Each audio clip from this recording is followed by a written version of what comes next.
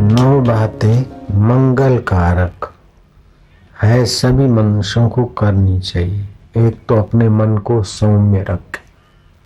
सुबह नींद में से उठे, मैं सौम्य स्वरूप शांत स्वरूप ईश्वर का हूँ, ईश्वर मेरे। अपना मन दूषित ना करो। सौम्य मन से सब लोग स्नेह करेंगे।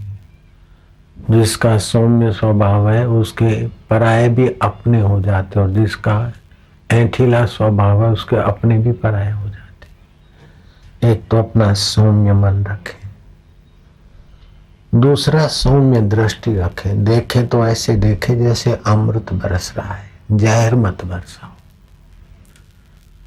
लगाओ तो फूल लगाओ, कांटे मत लगाओ। पिलाओ तो मधुर पिलाओ, जहर मत पिलाओ।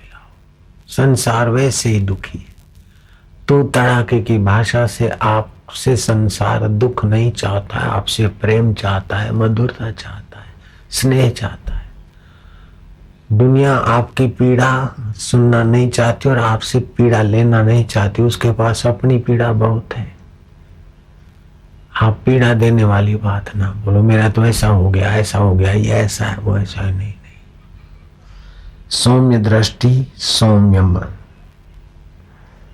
सौम्य मुख, मुखमंडल सौम्य स्वरूप ईश्वर का चिंतन करने से मुख भी सौम्य बना रहे, क्रूर नहीं। जो जरा जरा बात में चिढ़ जाता है ना, उसका चेहरा भी क्रूर हो जाता है। और जो भगवत चिंतन करता है उसका चेहरा भी सौम्य होता है, दर्शनीय होता है।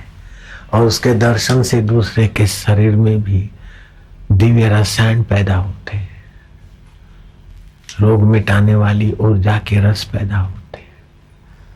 चौथी लिखी है दक्ष स्मृति में कि आप सौम्य वचन बोलिए, वाणी ऐसी बोलिए मन वा शीतल होए, और उनको शीतल करे आप हूं शीतल होए। बोल कर भी शत्रु के प्रति भी क्रूर शब्द ना बोले। अपना हृदय क्रूर होता है, कठोर शब्द ना बोले।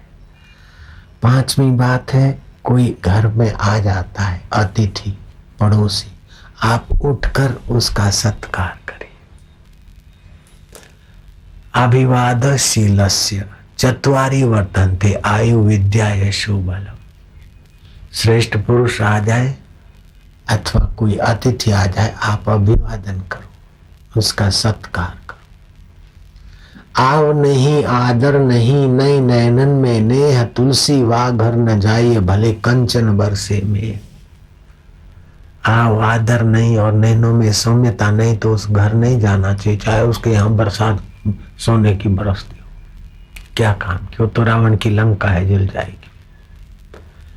और सौम्य स्वभाव वाले तो पानी का प्याला से भी आपको संतोष मिलेगा। और क्रूर स्वभाव वाले के यहाँ तुम्हारे को व्यंजन भी मिलेंगे तो एक दो ऐसा शब्द बोल देगा कि दिल जला देगा। अतिथि आ जाए, कोई आ जाए, उठकर खड़े हो जाए, उनका स्वागत करें। कुशल क्षेम पूछने के बाद उनको मान देने वाली वाणी बोले, स्नेह पूर्वक वार्तालाप करें। वो आपकी बातें सुनने को नहीं आए, अपना दिल खोलने को आते हैं। आपसे कोई मिलते तो आपको लोकप्रिय होना है तो उनकी बातें सुनो। सामने वाले का प्रिय होने के लिए उसके दिल को थोड़ा हल्का होने दो, बोझ हल्का करो। आठवीं बात है, अतिथि आया तो उसकी सेवा करो स्नेह से। अतिथि देवो भव, अतिथि के अंदर वो परमात्मा देव की भावना से पूरे।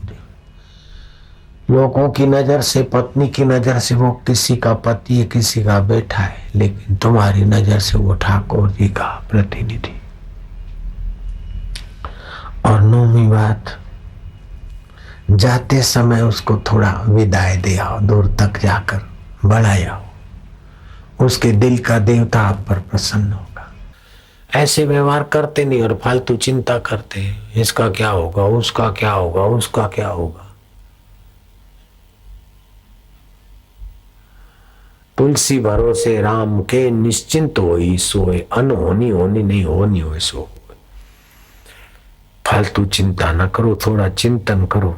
अच्युत स्मृति मात्रेण संतोषति।